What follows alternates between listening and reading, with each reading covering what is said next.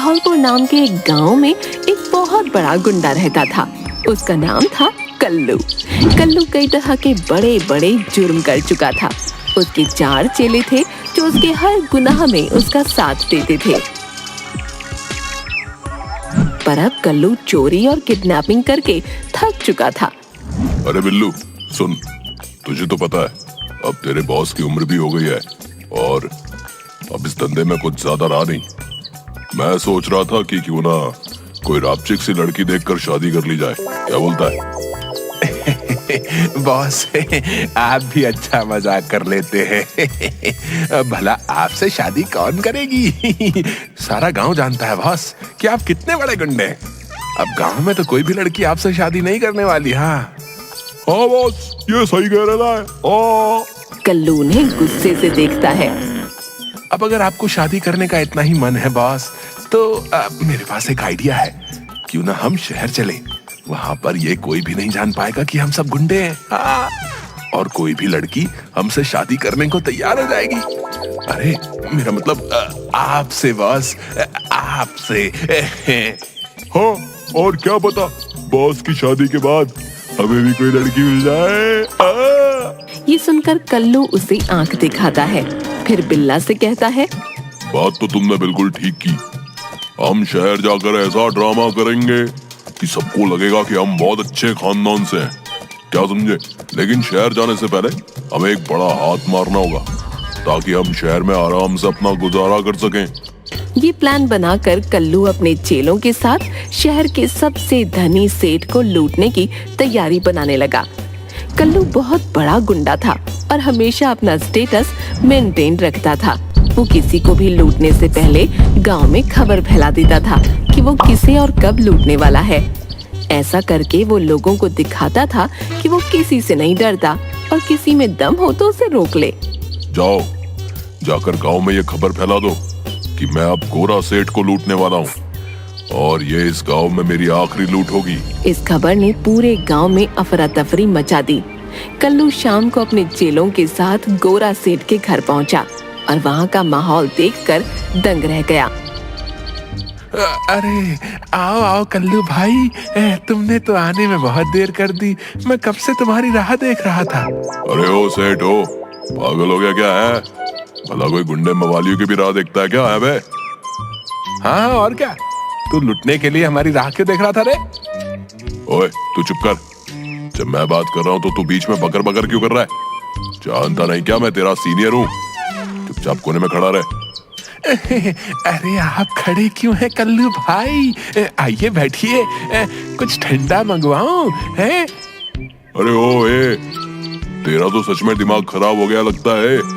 अरे नहीं नहीं कल्लू भाई, ये तो खुशी के मारे में बावला हुआ जा रहा हूँ। हाँ। किस बात की खुशी रहे तुझे? मैं तुझे लूटने आ रहा है। अरे यही तो खुशी की बात है कल्लू भाई। मैं साल भर इतनी मेहनत से पैसे कमाता हूँ और साल खत्म होते ही तुम आते हो और मुझसे सब कुछ लूट कर ले जाते हो। आहा, मगर क्योंकि ये तुम्हारी आखिरी लूटपाट है, मैं तुम्हें खुशी खुशी सब कुछ देने को तैयार हूँ। हाँ, मैं तो इस बात से बहुत खुश हूँ कि अब मुझे दोबारा तुम्हारी शक्ल नहीं देखनी पड़ेगी। अजीब पागल आदमी है बे, है? लूटने पर खुश हो रहा है? कर ला अपना सारा माल इधर कर। क्या? फिर कल्लू गोरा सेठ को लूटकर वापस अपने घर चला जाता है। अगले ही दिन कल्लू अपने चारों चेलों को लेकर शहर चला जाता है। गांव वाले भी कल्लू के जाने की खबर सुनकर काफी खुश थे। कल्लू अगले दिन ट्रेन से चारों चेलों के साथ शहर पहुंचता है। अरे वाह बॉस, ये जगह तो एकदम फैंटास्टिक है। हाँ, यहाँ तो मजा ही मजा आएगा।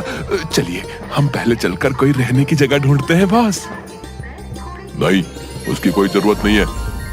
तुम लोगों को शायद पता नहीं है, पर मेरा एक बचपन का खास दोस्त यहाँ रहता है। वो बस हमें लेने को आता ही होगा। तभी कल्लू के बचपन का दोस्त पिंकू उसे लेने स्टेशन पहुंचा। वो सब पिंकू के घर जाते हैं। कल्लू पिंकू को सब कुछ बताता है कि वो लोग सब गलत काम कुछ समय के लिए छोड़कर यहाँ आए हैं और कल्लू अपने लिए लड़की ढूंढ रहा है। इसके लिए हमें थोड़ी सी मेहनत करनी होगी।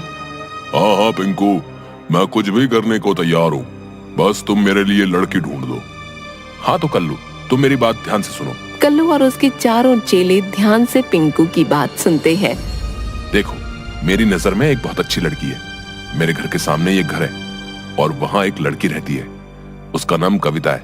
वो अकेले रहती है और वो एक टीचर है।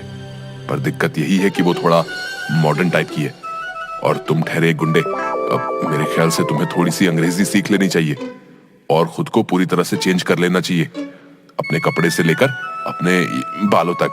और तुम्हें उससे ये छुपाना होगा कि तुम गुंडे हो, समझे? बाकी तो सब ठीक है पिंकू, पर भला अपन को उससे ये काय को छुपाना होगा कि मैं एक गुंडा हूँ? क्या ये गलत नहीं होगा क्या है?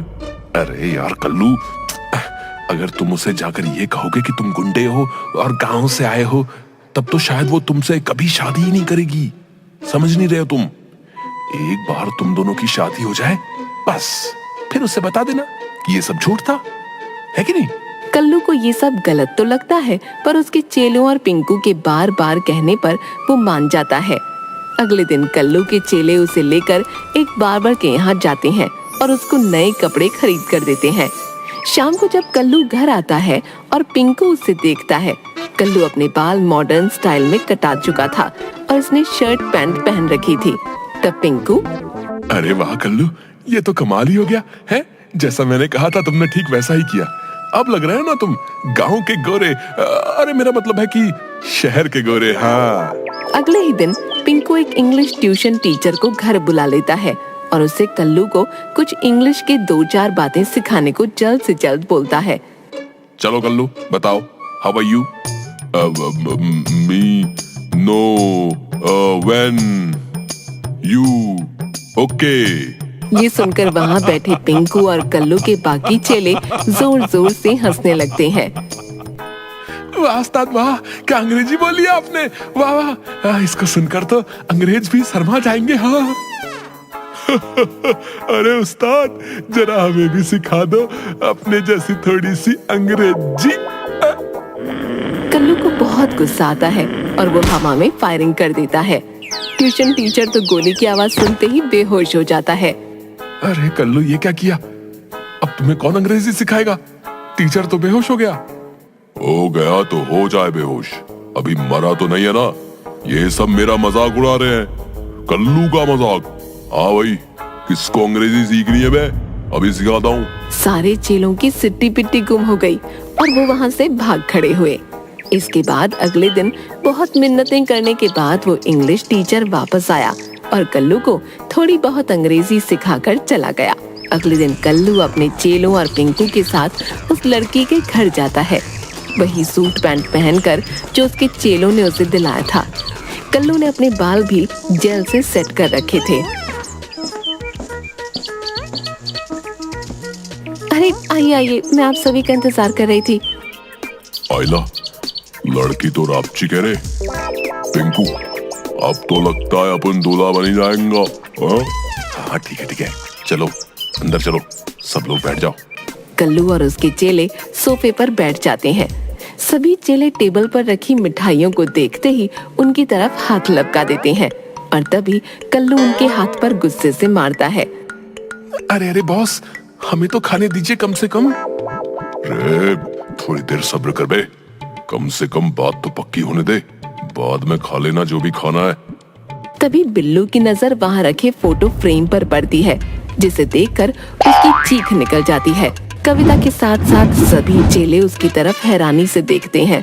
वो चुप हो जाता है और फिर बॉस के कानों में कुछ कहता है। अरे बॉस, जरा सामने लगे फोटो फ्रेम को तो देखो।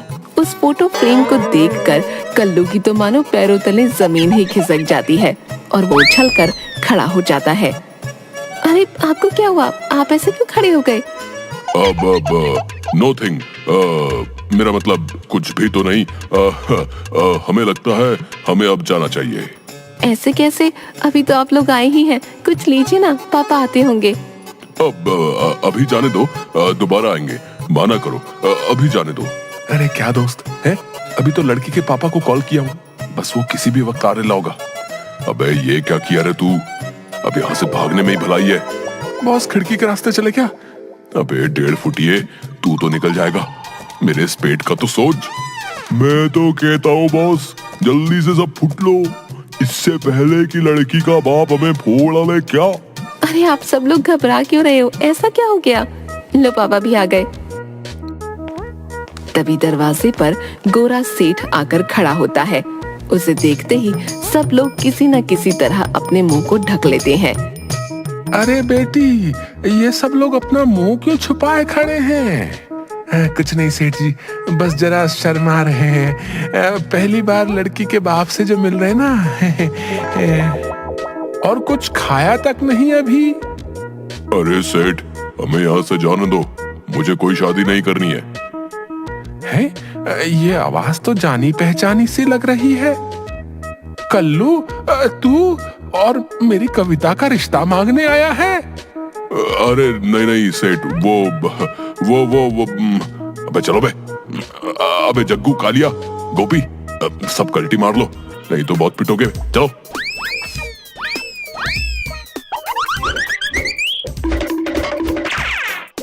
अरे पकड़ो इन्हें, पकड़ो पकड़ो, गुंडे चोर लफंगे कहीं के। सब लोग भागकर सड़क किनारे पहुंच जाते हैं। अरे बाप रे बाप, आज तो बाल बाल बचे। ए पिंकू, तू बिना सोचे समझे कहीं भी बात कर लेता है, मरवाएगा कभी हमें। अरे यार है तू मेरा, टेंशन नहीं लेने का। अभी मेरे पास एक और रिश्ता है तेरे लिए। एक और रिश्ता? नहीं नहीं। ये सुनकर सब लोग मिलकर पिंकू की धुलाई करना शुरू कर देते हैं।